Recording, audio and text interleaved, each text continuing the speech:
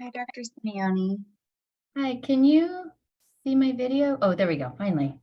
There you Oh, go. problems with it. How are you doing? Good. How are you? So Sue and I have never met, but we actually are working in some very similar like avenues, but not only that, like we're a part of a working group. I'm on the basic science side and she's on the clinical side. I had no idea. That's awesome. Um, Perfect. so I sent it to you, but I have the PowerPoint Yep. and both of us are just going to do the same PowerPoint. We're just going to go back and forth because we have 3 topics to cover. Okay. And it'll be like a couple minutes on each one. So we're not planning on going for very long. Perfect. And do you, is it okay to record or do you guys want? Okay. Yeah, I think everything's kind of published. Okay, perfect. And then Dr. Tu should be hopping on to like introduce you all and sort of moderate the session, but hopefully we'll have lots of participation and questions and collaboration. So we'll see. Even if there's not, Sue and I are probably on a really good trajectory to collaborate. Which is the point. Which is So the perfect. point, right?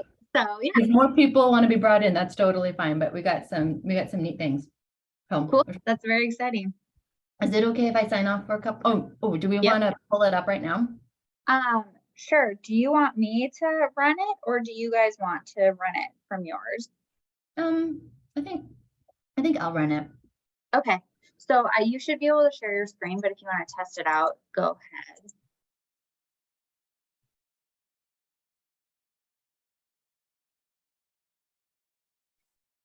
All right.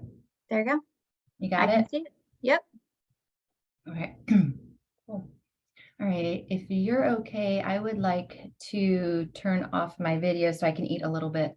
Yep. Perfect. I just saw you popped on, so I thought I'd touch base, but I'll just put up a slide for a little bit that says we'll start at 1 just for other people that come early, but then you'll take over once the introduction is done. So really quick, if I just started the PowerPoint, Yep. are you still seeing, do you see like the display settings? I just see your presentation. No. And is it going through? Yep. Okay, great. So it's working. All Yep. right. I hate the display settings. It doesn't need to appear. Me too. I'm always like, ooh, can people see like presentation mode? Like what's going on? All right. Fantastic. So we're all set. Yeah. All right. Sounds good. Thank See you soon. Thank you.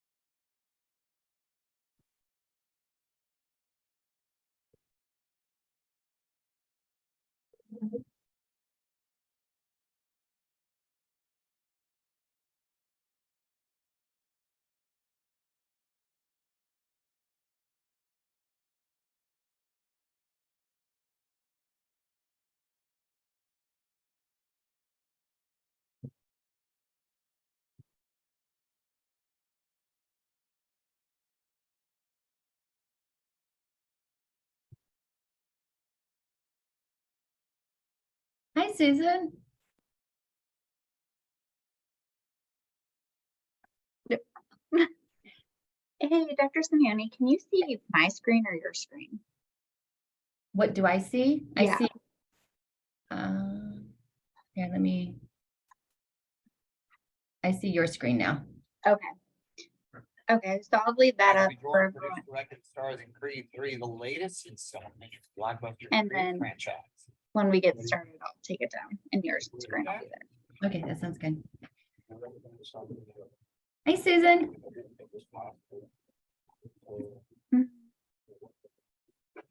Maybe her computer's on mute.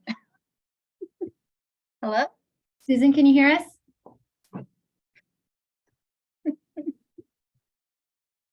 Hello, sorry, I'm in a hotel room, so I had to try to like make some light. I was in complete darkness here and turn the TV on, so there's actually some light in front of me now. It is so wonderful to finally meet you, Susan. Yeah, it's great to meet, and it's actually quite astounding how much we have overlap in research. Just like, what are you working on? That was so exciting to see. I have a feeling that we're going to be able to actually do many collaborations. Yeah, that'd be awesome. Yeah. Do you know, I'm starting up a collaboration with like Elizabeth Donner and Sam Latu. I know Sam. I don't know Elizabeth. Elizabeth's up at Calgary. She does pediatric epilepsy and SUDEP. Do you know Zhang Ro? Excuse me? Zhang Ro? Oh, yes. Yeah. So he was one of my mentors early on. So he's like Okay. a second father or a research father. So he actually introduced me and my husband. Oh, that's awesome. Yeah, we were both working in his lab together. So that's how, we kind of hit it off.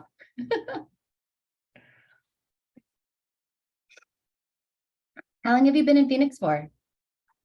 Since 2019, I moved from the East Coast. I was in Boston most recently. So yeah, no, just a few years right before COVID. So like definitely a big change to move to Phoenix and then be isolated there for 3 years. I can't even imagine. Yeah, I'm single. I moved by myself. So it was like absolute isolation. Oh my goodness.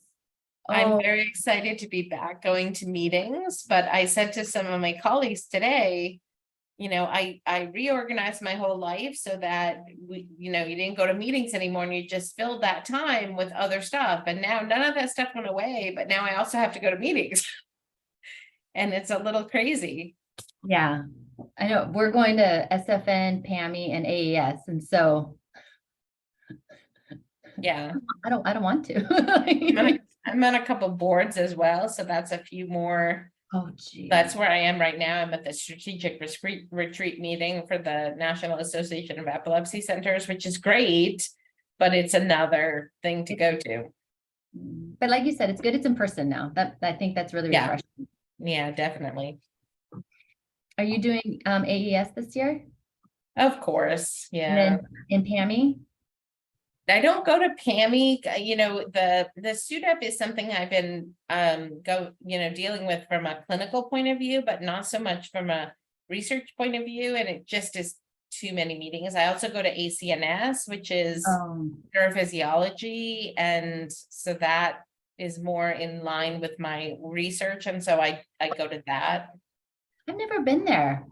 It's actually really interesting. It's very little basic science. It's all electrophysiology, some imaging, and how do we do things technically from an equipment upgrade point of view, and how do we introduce new equipment into our practice, things like that. I remember that being the biggest problem because everybody wanted to upgrade the way that the EEGs were analyzing the signals, but it was just like this insurmountable expense. Oh, yeah, it's impossible. And the problem now is that it's so dependent on hospital network infrastructure and information technology implementation that the vendors can basically say, oh, well, it's your equipment and that's why our stuff doesn't work. And so they're constantly making excuses for why their stuff doesn't work. And we recently upgraded some of our EEG equipment because it was so horrible. So we said, we can't use this anymore. So we upgraded to a new system and it's been a year now and it still doesn't work correctly. Oh. So I basically say, you know, this vendor is the worst, except for everybody else. we work with 4 different vendors and none of them work. None of them work. And I don't know. I'm a big we fan of spent accountability, and I just think that needs to be revealed. Yeah, we Because- spent $3.5 million and it doesn't work. I don't, on the basic science side, it's not that expensive, but it does seem that the scientific vendors don't have the accountability that they should. Right. And it seems that they get away with a lot. Like, for example, for just some of our basic science studies, the price over the past 3 years for like basic supplies went up 300%. Right. And Yeah. there was no, and it stayed. Like after the supply chain was fixed, it stayed high. So, I mean, Yeah. and that's for small things. I can't imagine the $3 million price tag for things that didn't work. $3 million for equipment and then $1 million for data storage. $1 million. I see you shaking your head, Brianna. It's just craziness. Right? I'm like, that should seriously? be illegal. That sounds like it's white collar crime. It's some kind of crime. I'm like, seriously, I can go to Best Buy and get a terabyte of data storage space for like $99. Why is it costing me $1 million? You know what would be great is if you brought in some like lawyers to the neurophysiology conference and then had a session on getting ripped off, but give it a better name, and then have the lawyers kind of like. Well, it's really funny because we talked about that at our board meeting today. Because this is a big problem across the entire neurophysiology world, right?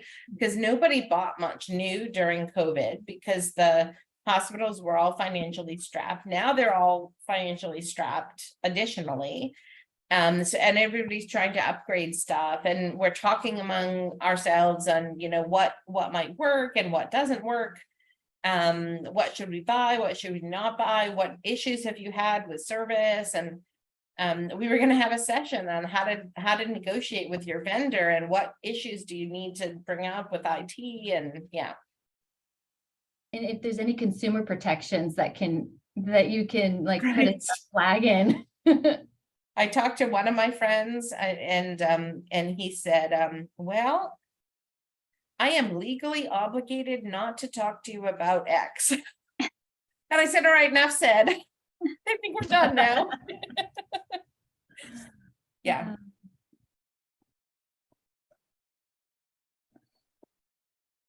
I'm glad to see I'm not the only person who's in darkness.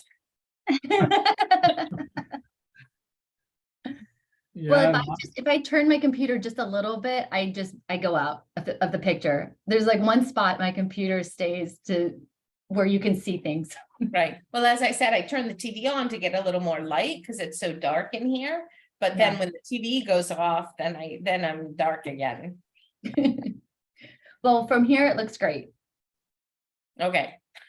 How's the Phoenix campus? I haven't been out there yet. I did my postdoc out there at St. Joe's Hospital at the Barrow with Kerrigan. Yeah, so it's growing. They just built a new neuroplex. So that's where a lot of the neurosurgeons and the inpatient stroke service moved to. They're putting a new basic science research area for neuro-oncology and the IV tumor center. They're moving all of the basic scientists into the old neurosurgery space. They Oh, built wow. a new data center in conjunction with Creighton that's almost done. So there's a lot of change. Is it, and for the better? Yeah, yeah. Okay. That's Barrow really is a exciting. But St. Joseph's is a beautiful hospital. I can't complain at all. I mean, Yeah. We, our first son was born out in Arizona. And so he hasn't been out there for a long time, so we should probably come out and visit soon. yeah, it's good. A lot of interesting stuff. We want to start,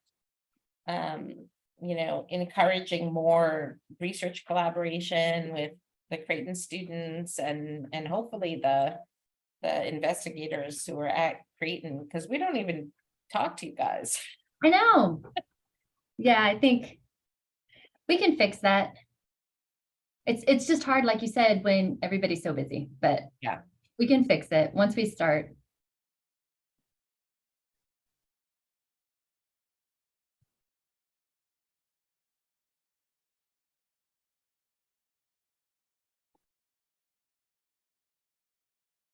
We'll just give people a couple more minutes to hop on, and then Dr. Tu is going to do an introduction for us, and then we'll let you roll.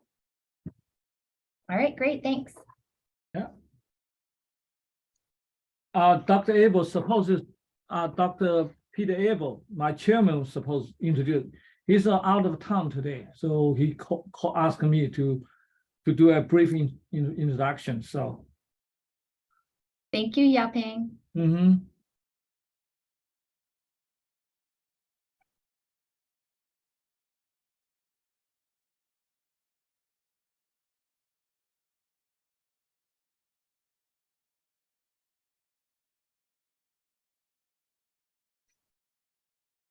Kristina, do you have the presentation up, or who's gonna run the slides? And Oh, I'm sorry, I meant to tell you that when we started talking. So Brianna has a slide that she's gonna have up, and then when she tells me, I'll pull up ours and then I'll just navigate ours.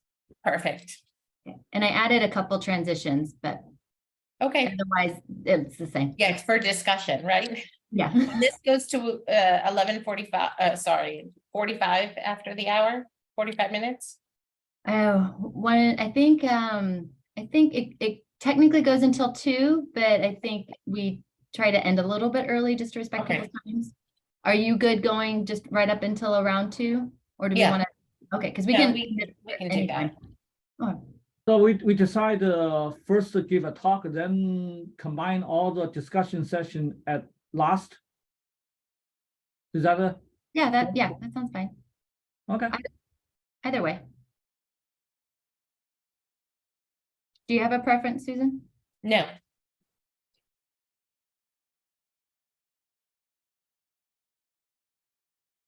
Okay, Brianna, shall we start it? Yeah, go ahead. Okay, so anyway, I'm Dr. Yaping Tu from Department of Pharmacology and Neuroscience. And today's the topic is the neurology and epilepsy. We have the two speakers. The first speaker is Dr. Susan Herman, and from Phoenix, and she's a professor of neurology and a vice chair of the clinical affairs for the Department of Neurology at the Barrow Neurological Institute. And she's also the certified neurologist and specialized in epilepsy and clinical neuropathology. And she's supposed to give a 15 to 20 minutes talk, and followed by the Dr. Kristina Simeone. And she's from our department, and she's an associate professor. Her research also focuses on epilepsy, and particularly in the SUDEP. So just welcome, and Susan, it's your turn. I will stop sharing my screen. And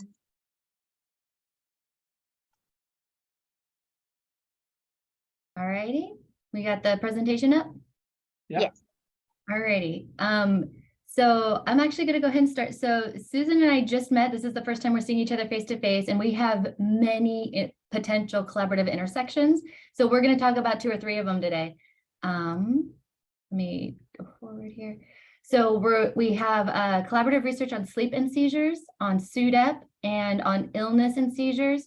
We also both do stuff with the brain and the heart. We also do antioxidant stuff and epilepsy and learning and memory, but probably we'll just talk about the first two, maybe the first three for the purposes of time.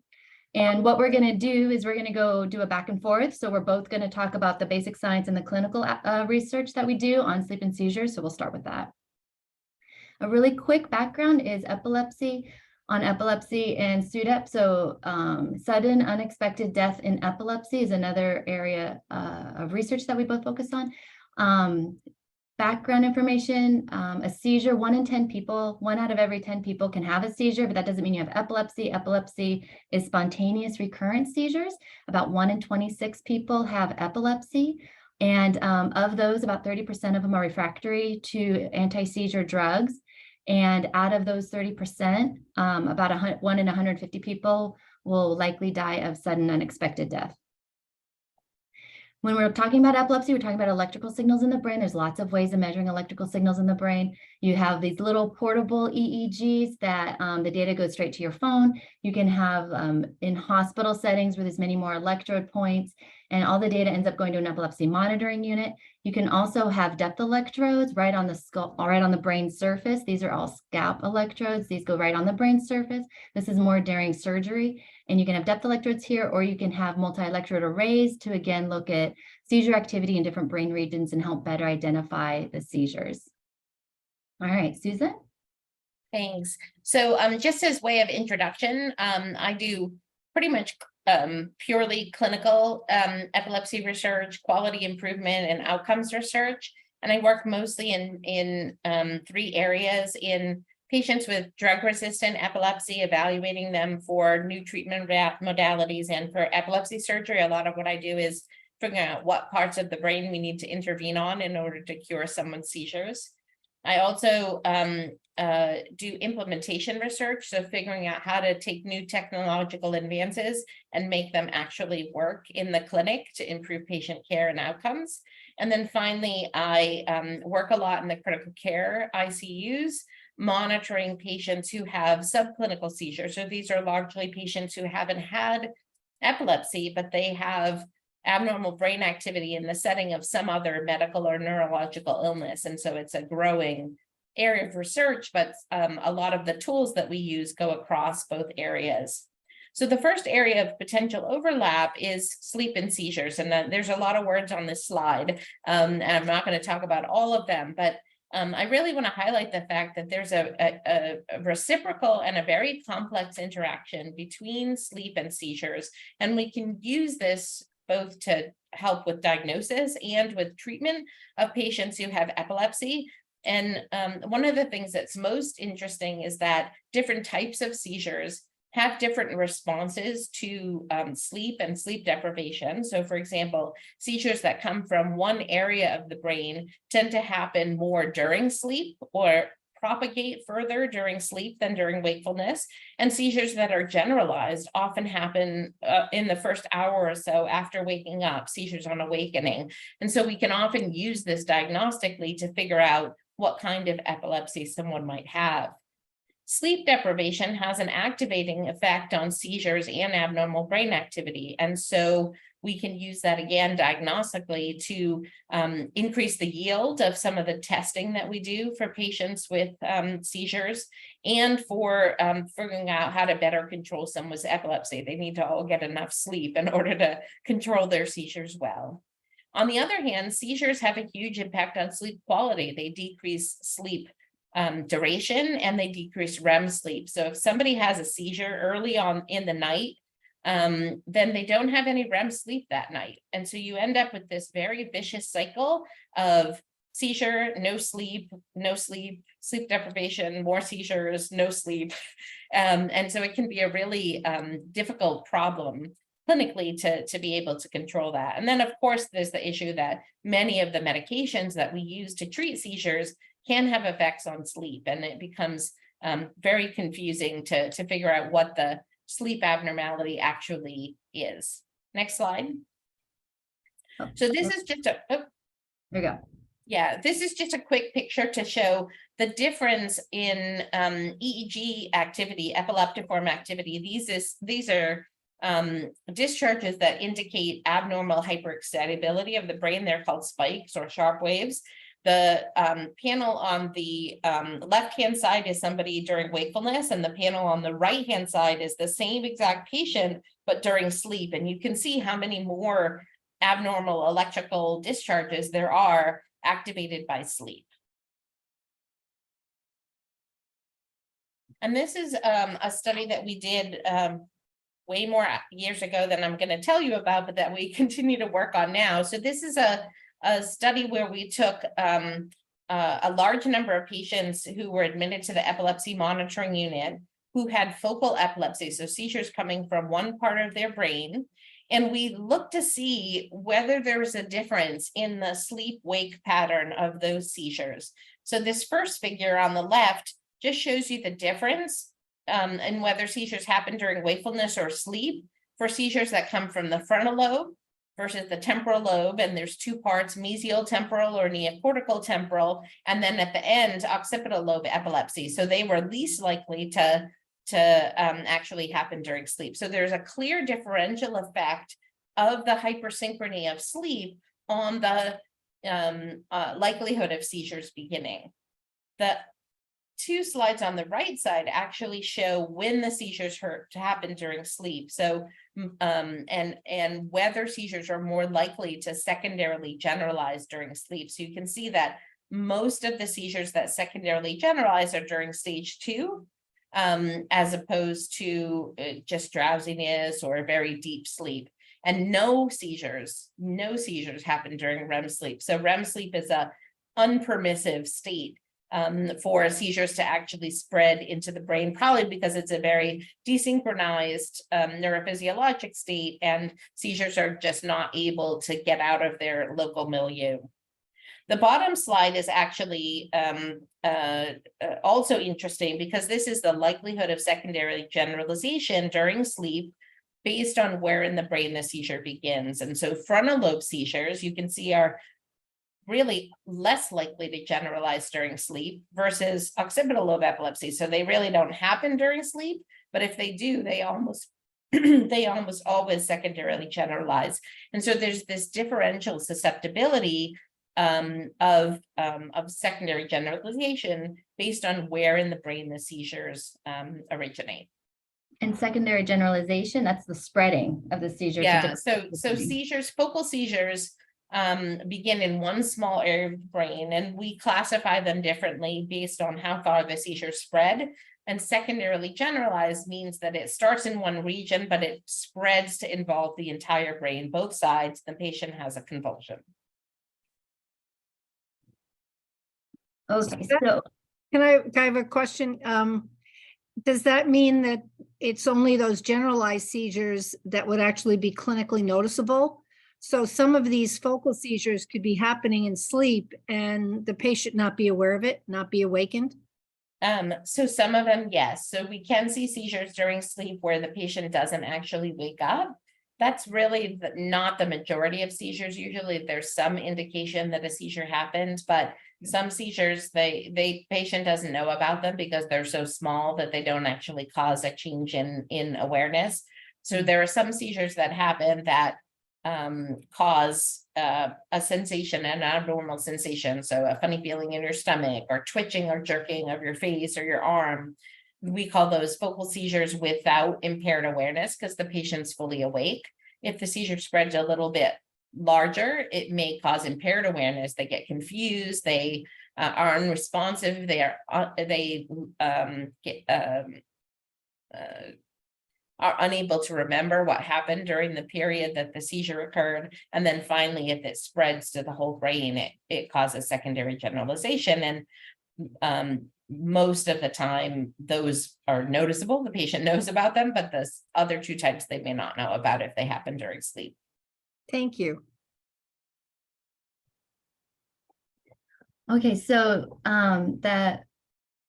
Susan just mentioned a couple things that were really interesting about the differences between wake and sleep and the seizure probability or the generalizability of the seizures. And one thing I wanted to share with you is just this kind of simplified diagram of when we're awake. These are the brain rhythms that we detect. during non-REM and REM sleep. These are the other brain rhythms. And so she was looking at seizure generation during non-REM, not really much during REM, seizures during wake. And there's a neurobiology that exists underneath that is helping to generate and propagate these seizures. So I just kind of wanted to highlight a couple of these. So during wake, what I'm showing right here in green is the neurobiology during wake. And this is the same group of brain regions during non-REM and REM. And anything in bold is a brain region that's identified as being more active during that particular behavioral state. And underneath it, it just is the neurotransmitter, the neuropeptide that's active during that time. And so what I wanted to share with you here is not so much the detail, but just when you really zoom out, you can see that the neurobiology underneath REM is very, very different than under non-REM is different than REM, which is different than wake. Wake and REM have kind of similar amounts of activity. And this is because when you're awake, you have low frequency or high frequency, low amplitude signals happening in your brain because you have lots of regions of the brain talking at the same time. The other thing I wanted to highlight here is the importance of orexin. So orexin is awake, or actually before I talk about orexin, I just wanted to mention, so when we're looking at different stages of sleep, what we can do is if we understand the neurobiology during each state of vigilance, in a preclinical setting, what you could do is you can delete or activate different neurotransmitters or peptides in specific brain regions to see if that increases or decreases seizures during that state of vigilance. So that's some potential preclinical studies that we can do in the future.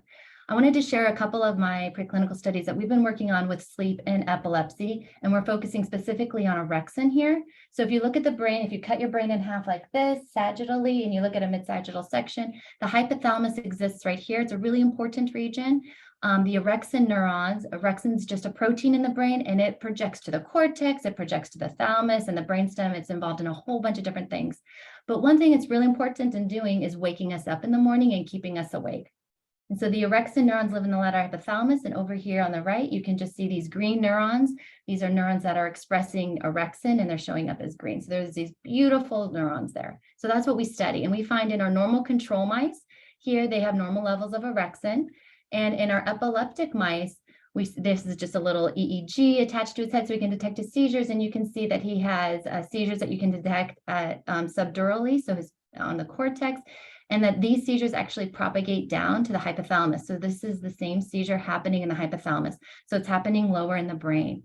And what we found is after the seizures, after the epilepsy, so this is a model of epilepsy. So these animals have spontaneous recurrent seizures, which is really important in a preclinical model. And we found is before the epilepsy starts, the levels of orexin are the same. After the epilepsy starts and the animals had, seizures for a while, and you look at orexin in the hypothalamus where these seizures are propagating, you can see that there's a significant increase in the amount of orexin expressed in that cell, in that region in epilepsy. And because this is a wake promoting molecule, we actually predicted that maybe it's causing sleep problems in this animal model, and they had a huge amount of sleep deficiency. So that means every night where they should have been sleeping their normal amount, they were sleeping like 40% less than what they should have been. And because orexin is a wake promoting molecule, and around the time we started doing these studies, the dual orexin receptor antagonists came on the market. They were FDA approved to treat insomnia.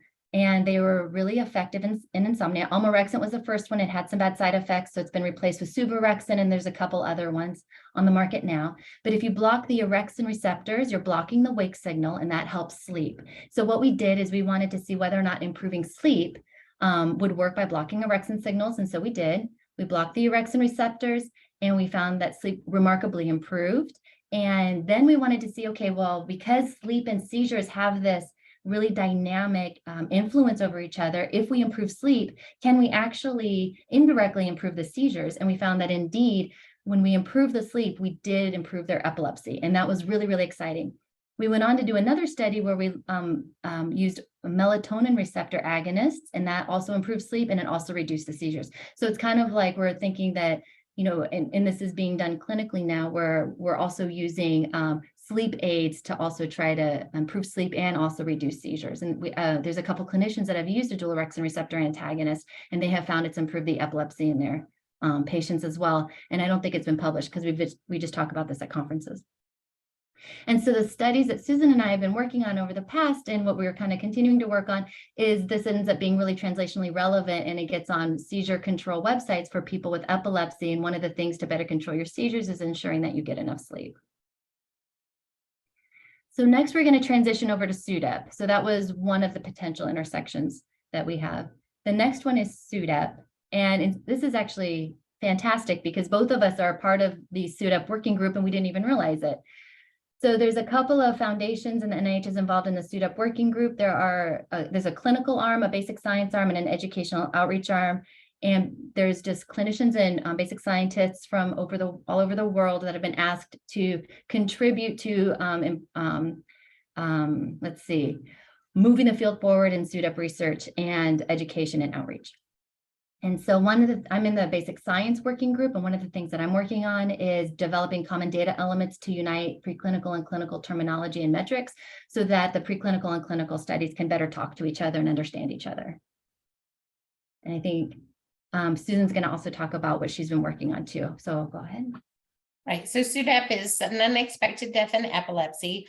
First of all, I need to just say that mortality in epilepsy is underappreciated, and it's not really addressed in an adequate way when we're counseling patients. So we talk about the risks of seizures, but it probably doesn't get to the patient at a level that like, this is something that could actually harm me in a very significant way. And the types of mortality include things like depression and suicide, drowning and car accidents, but then also this sudden unexpected death in epilepsy. So if you look at the epilepsy patients compared to the general population, you may have a 24 times increased risk of sudden death. And it accounts for about up to 17% of deaths in patients with epilepsy. And the likelihood of experiencing SUDEP changes depending on how difficult your seizures are to control. So if you have sort of early epilepsy or well-controlled epilepsy, you have about a 1 to 2 per 1,000 patient year. So that's 1 to 2 patients per 1,000 per year. So you need to look at this over their entire lifetime. It may be as high as 17%. And it's less common in children, particularly those who are well controlled, but it still occurs. If you look at patients who have continued seizures despite adequate therapy, they actually have a much higher risk of SUDEP, as much as 1 in 100 patients per year. And I have to tell you that personally, I have lost 19 patients that I've cared for over my career to SUDEP. And this is a really unacceptable state. We don't understand all of the mechanisms involved in SUDEP. We don't know how to tell patients to be safer other than decreasing their seizure risk, but we can't control everyone's seizure. So what can we do to decrease their seizure risk, even if their seizures continue? And that's where we rely a lot on the basic science to understand the mechanism so that we can potentially intervene. I'm not going to go through the risk factors in great detail, but having convulsive seizures, particularly seizures that occur during sleep, and seizures that cause the patient to have unusual movements during sleep. So it's not unusual for patients to flip over into the pillow and their face be in the pillow during sleep. And so that's a really big, significant risk factor. Patients whose seizures are not well controlled, or those who don't take their medications as reliably as they should, and then specific syndromes like a condition called Dravet, where there are additional cardiac conduction abnormalities. As many as 50% of patients with that syndrome may die of SUDEP. And so these are some of the risk factors that have been identified, but exactly how to intervene has not been well described. So this is a very detailed list of what the potential mechanism is, and I will ask Dr. Simeone to give more detail on this since this is her area of expertise. But I just want to look at the 2 most clinically relevant things that we can use in the epilepsy monitoring unit and from family members and friends of people who have difficult control epilepsy. So the 2 sort of end paths for SUDEP are hypoventilation, decreased breathing drive. So this is in patients who have sleep disordered breathing already and may have more sleep disordered breathing after a seizure. There may be brainstem abnormalities that cause people to have central apnea and not have a drive to breathe. And because oxygenation is impaired during the seizure itself, that can actually become worse at the end of a seizure. And it may take a very long time for patients to resume normal oxygenation after a seizure. And that can result in cardiac arrhythmias and death.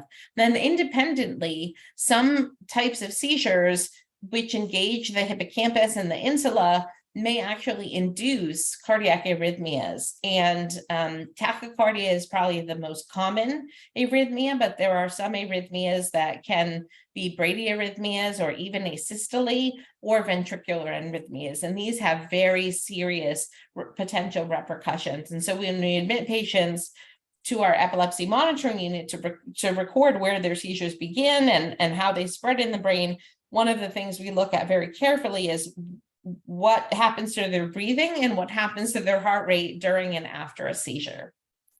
Next slide. And so some of my work in this area has really been in how do we appropriately counsel patients and intervene so that they actually have knowledge about what some of the risk factors are and what they can do in their own life in order to decrease the risk. And then finally, how do they actually know about what the risks are? So this is from a epilepsy learning healthcare system, which is 15 centers around the country that all collect data in a standardized way. And we have a specific metric about mortality in epilepsy, where we collect data about everyone who dies, what their seizure type is, what their age is. And so we may be able, by collecting this data in a standardized way, answer some of the questions that are important about risk factors. And then next. One of the things that I was involved in most recently was a working group that was convened by several epilepsy organizations, including the Child Neurology Foundation, the American Epilepsy Society, a couple of patient support groups, including the Epilepsy Foundation. And they took the recommendations from the SUDEP Summit Behavior Change Force and wrote up a clinician toolkit that doctors can use to introduce these very complex and upsetting conversations with families so that they will be better able to translate this into effective counseling for patients. Both in terms of understanding the risk of SUDEP, but also understanding how they might be able to reduce their risk. And then some information for patients, including information about what their doctor needs to know in order to counsel them effectively for SUDEP. So it is incredibly practical toolkit, and it draws a lot from some of the basic science work that Dr. Simeone will talk about. And I just wanted to highlight that I know not all research has graphs and not all research is research, but so many people put their time and effort into this. And so this, this counts as research. It's just not the research that we're used to kind of seeing. But I know physicians and pediatricians that have used this, and it's just the coolest thing that has happened to the SUDEP field in the last decade, in my opinion. All right, so a couple of key points I wanted just to hit on really quick is when we're talking about SUDEP, so we got like the zoomed out picture of what's happening clinically. And so now we want to look to see, okay, if we zoom in with preclinical models, can we find some biomarkers that might help us predict SUDEP? So if you're one person, so say I'm a Dravet patient, I have 50% chance of dying, but I might not be the one that dies. Or I might have things that happen to me where I have a higher probability of dying tomorrow, but if I fix it, maybe my probability goes back down. And so that's kind of where we're at in the SUDEP field for basic science and clinicians, is we're trying to figure out, are there within subject biomarkers that can help us navigate SUDEP risk, and maybe it can change within person. None of this has been tested, but this is all like the theories that we're working with right now. And so because we have a little bit of background with orexin, I just wanted to share with you a little bit more. So orexin receives a lot of information, a lot of excitatory and inhibitory signals, those neurons. They receive a whole bunch of information from behavioral states and environment, a lot of information on physiology, and they're a central integration point. Lots of brain regions talk to the orexin neurons, but what they do is they integrate all this information. And then what they can do is they can exert regulatory adaptations to maintain or establish a new homeostasis. And so they can talk to regions that wake us up and they can keep us awake. They can talk to heart rate regulating brain regions. All of these regulate the heart rate, and they can drive vagal tone. So that would cause bradyarrhythmias. They can project to other brain regions that regulate respiration, and they can drive things like apnea, or orexin can. And so again, you have this like in the hypothalamus and in these orexin neurons, you have integration and output and integration and output. It's very dynamic. It's very constant. New homeostases can be established.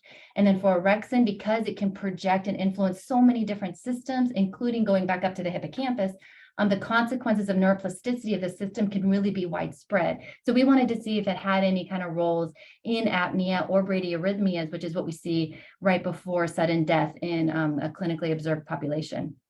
And so a study that we did by a graduate student in my lab, Shruti Iyer, we looked at our epileptic model. They have seizures throughout their life. And then right before SUDEP, they all die of SUDEP. They had sleep deficiency, they had apnea, chronic intermittent hypoxemia, and chronic intermittent bradyarrhythmias. These were all biomarkers that changed before they die, about a couple of weeks before they died, indicating that they might be biomarkers that if we can treat, maybe we can postpone SUDEP and maybe prevent it. So that's kind of what we're thinking in our preclinical model. And then obviously it would take more to get up to be translational. We know orexin can promote all of these things. So we block the orexin receptors as a treatment strategy. And we blocked them acutely and we blocked them chronically. And acutely, it can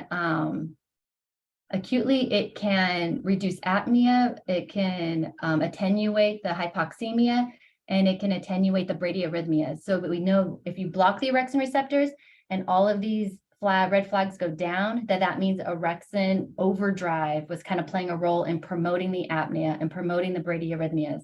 And what we found is when we treated the animals daily, starting pretty late in the game, they were about ready to die anyways, we were able to postpone SUDEP. So that was hugely exciting. This paper won an award for best basic science paper. So that was my graduate student. I was very proud of her for that best basic science paper in epilepsy.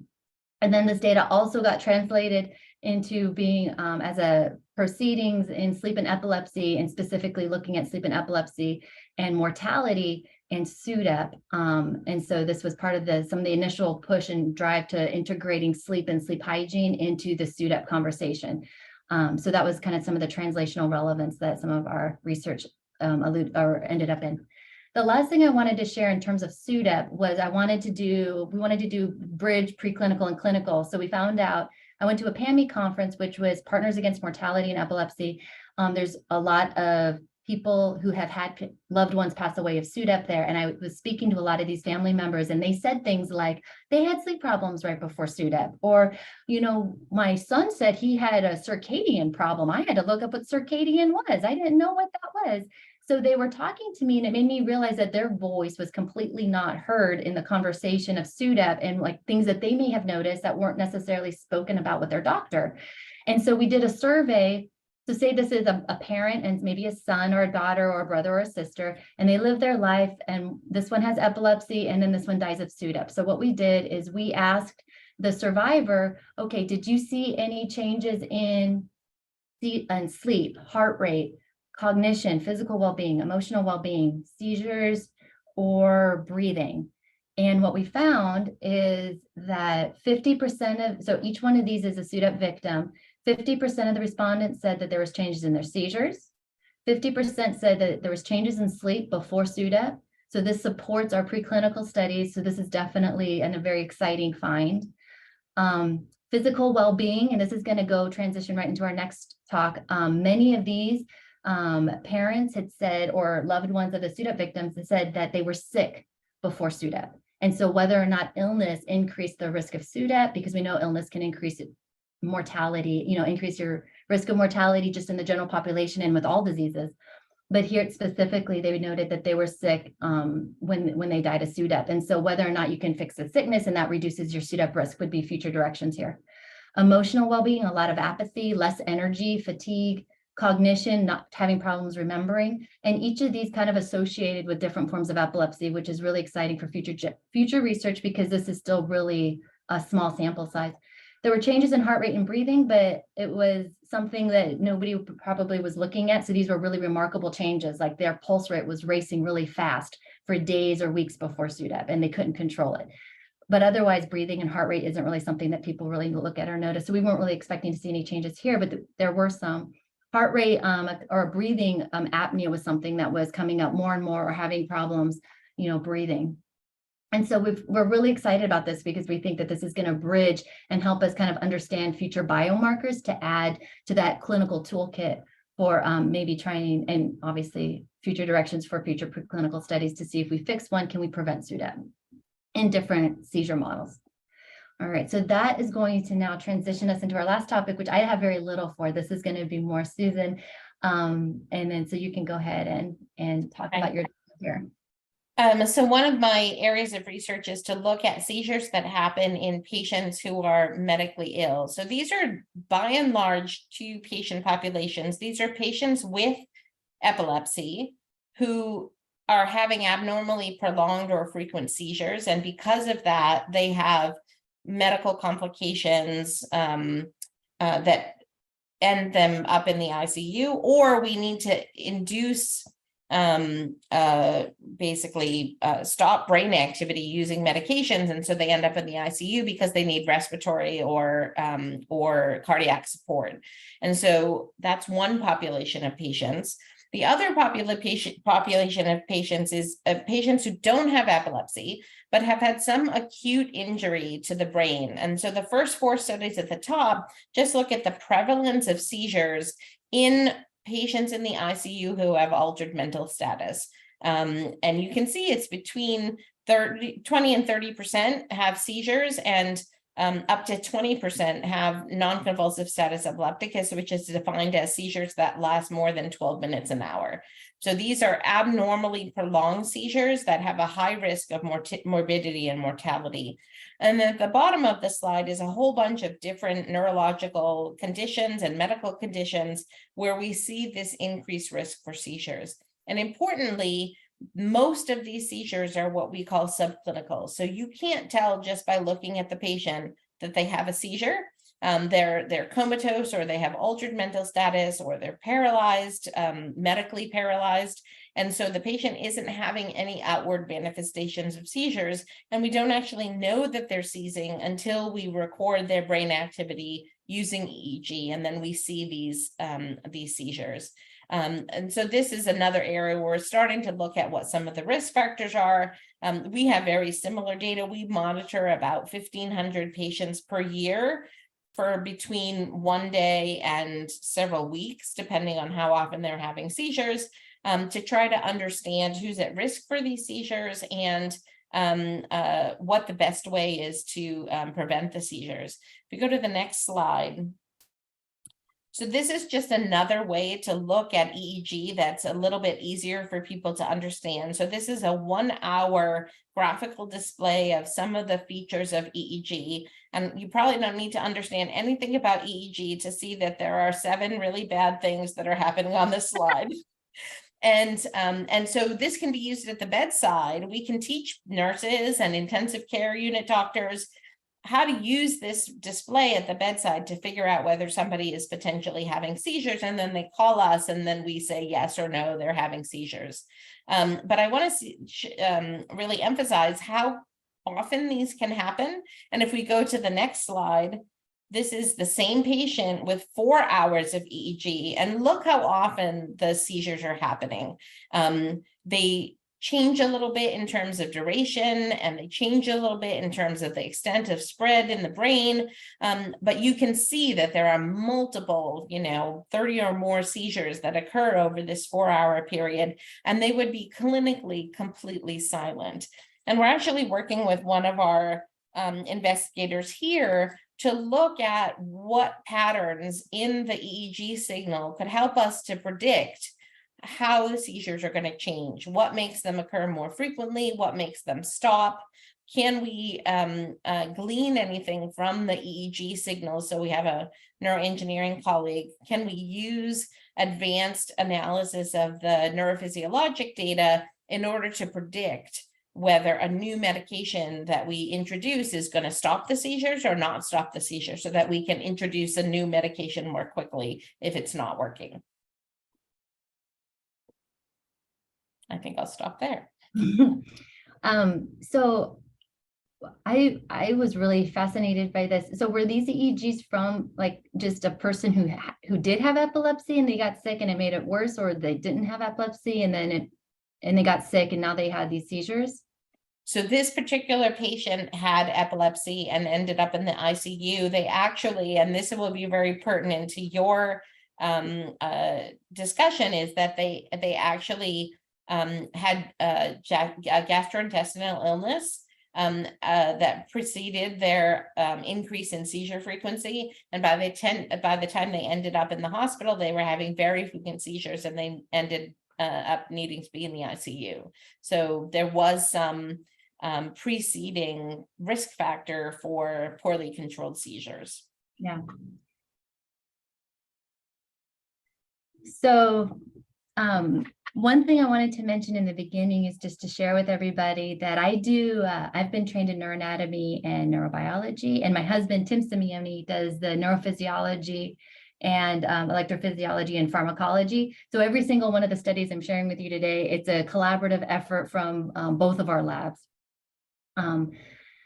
So one thing that we do not study that we were interested in studying, especially after our SUDEP survey that we did, is we have, if we give an illness, can we make the seizures worse? And so this would be a nice collaborative opportunity for Susan and I to talk to some of the illnesses that we could maybe give to see whether or not that can accelerate SUDEP. But what I would envision is something like you have control mice, and if you make them sick with something, does it reduce the seizure threshold? Can you prevent it? And if you have our epileptic mice, does it exacerbate the seizures or does it accelerate SUDEP? So we have no data in any of this. We haven't done any of these studies yet. One thing that Tim is working on, he's got an R21 on, is the opposite of that. So if you have seizures, can that actually activate your adaptive immune system? So do you have a big seizure here? And then can that activate your adaptive immune system? And then do your adaptive immune cells come back up into the brain and then make your seizures worse? And so again, it's like this sleep seizure cycle. We also have this seizure inflammation cycle. Some inflammation is known in the brain, the innate immune system, but very little is known about the adaptive immune system. So his whole hypothesis is that he's looking to see that it's actually the sympathetic system that activates this, and that these cells come back up into the brain. And then his preliminary data is showing that, here's my little lymphocytes. The monocytes were normal. The lymphocytes wwere different, our little CD8 and CD4 cells. He found that there was more of them that were coming up into the brain. And he also found in the spleen, when he was looking at the spleen, there was more CD8, less CD4, no change in CD4, more CD8 cells. But what this does is it decreases the CD4 to CD8 ratio, and that's like associated with an increase in immune risk and early mortality. And so it's not exactly going back to, the illness and then seizure, but it's looking at, okay, once you have those seizures, can it make an illness worse? And so I do think that there's an overlap, but that might require a little bit more thinking in terms of collaborative opportunities. Dr. Simeone, is there any, I'm an infectious disease doc in addition to sort of public health. So I always ask these questions, any correlation with vaccination in general, in terms of sort of the illness is inducing the adaptive immune response, and vaccination should do that too. And it would be interesting to note whether there was any similar increase in seizures in that setting. So it's a very complicated question. So about 5% of children have febrile seizures.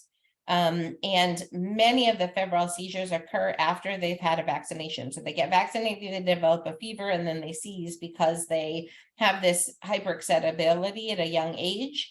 And there was actually a huge concern that vaccination may be causing epilepsy in certain people, but it actually is that the patients who are most susceptible to these vaccine-related seizures probably already have a genetic predisposition to epilepsy. So they have Dravet, or they have some of the other syndromes, genetic syndromes that really are associated with epilepsy.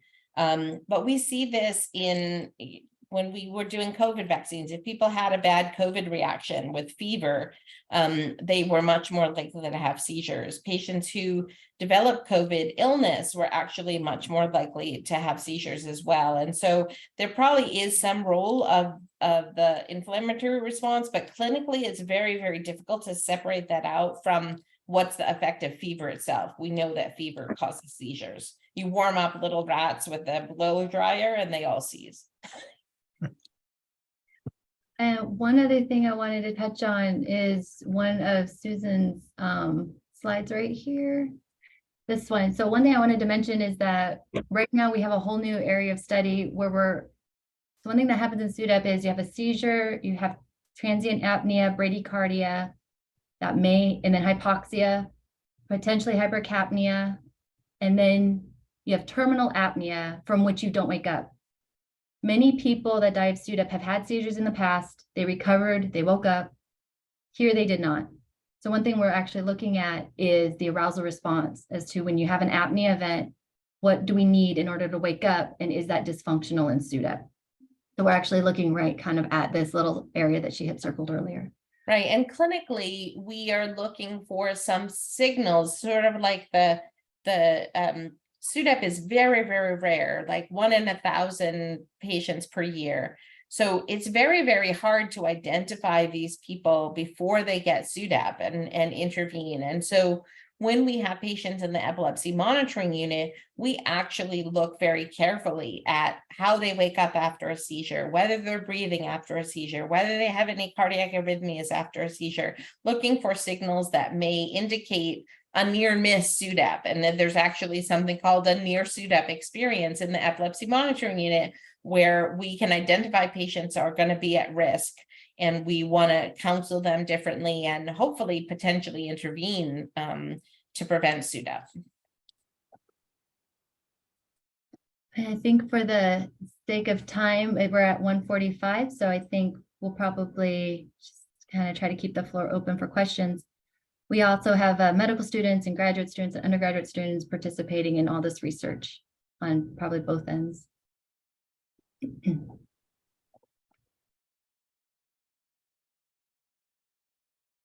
So I wanted to ask about the orexin study and the treatment of insomnia. So those are clinical trials that are going on now based on this work, or exactly how are investigators trying to intervene in those cases? Because sleep complaints are ubiquitous in patients with epilepsy. Yeah, and it's unfortunate because, like you said, some of the anti-seizure drugs actually cause the sleep problems too, because if you go back to that neurobiology diagram, the drugs act on certain things that either inhibit sleep or promote wake or promote daytime drowsiness. That's a big one. So the dual orexin receptor antagonists were FDA approved to treat insomnia in 2009. So those are out in the sleep market and they've been used for a really long time.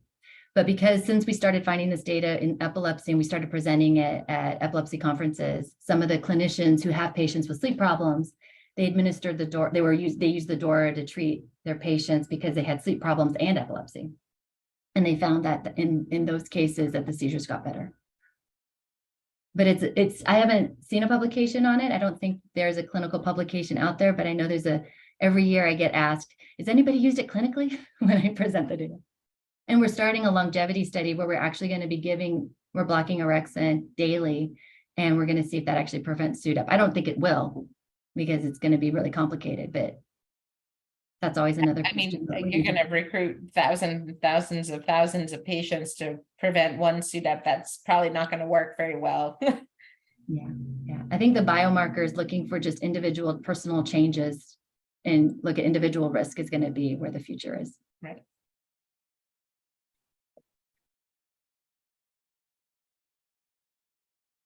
Any other questions? Well, I have another question. I'm sorry I'm asking too many questions, but and I apologize, I wasn't on right when you started. I was delayed, but I'm Maureen Tierney. I'm the chair of clinical research and public health. on both campuses, actually.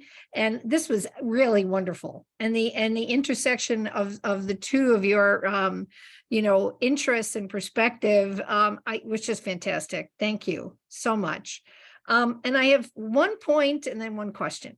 So in one of my prior professional lives, I actually worked at the FDA for 6 years. And even though there necessarily haven't been journal articles, when these particular agents for sleep were studied, you might be able to do a FOIA to actually get their data on sleep and seizures in their study population. Because, so that information, the original data is kept at the FDA, and it might not make it to the label.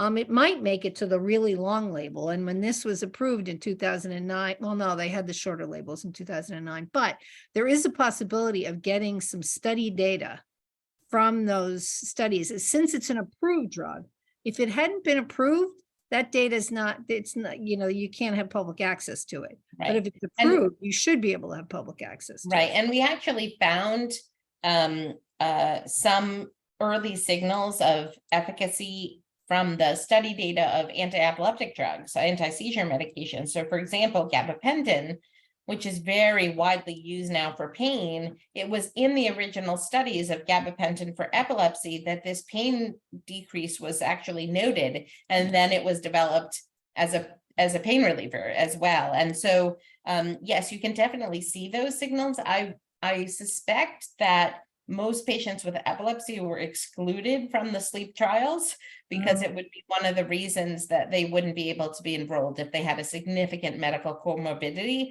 they were probably excluded from the FDA trials. That doesn't mean that we couldn't look at them in a phase 4 way. So after approval, looking at sleep and things like that. I think it's very fascinating.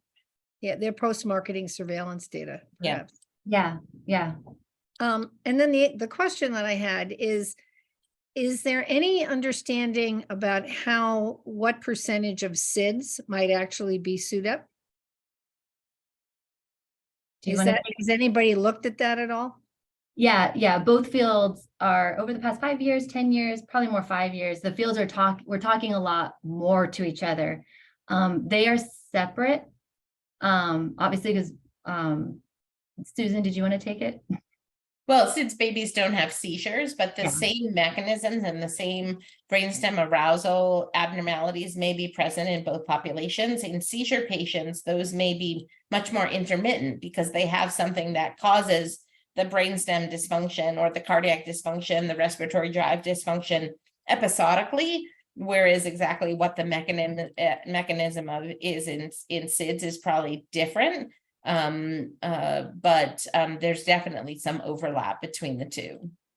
And for basic science, that's really interesting. So Tim, oh, sorry, I have a delay. He was looking in the SIDS basic science research, and then he brought over one of the models in the SIDS basic science forum and is now using it in our SUDEP preclinical studies. So that's been really exciting. And that's been, I mean, we just developed a whole new model for SUDEP from going over to that field. So it's been really exciting. Thank you. The other Thank you point, very much.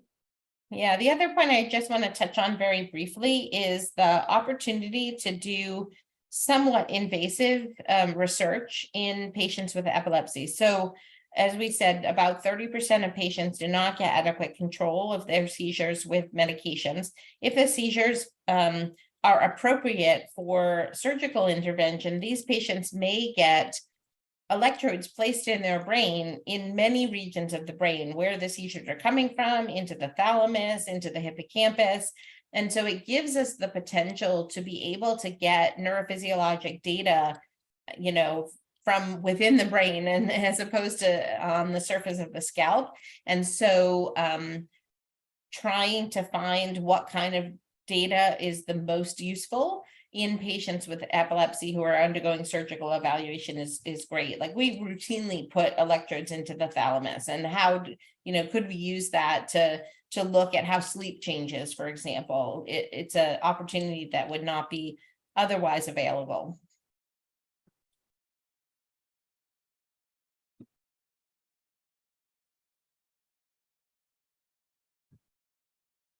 All right, looks like we have finished with questions.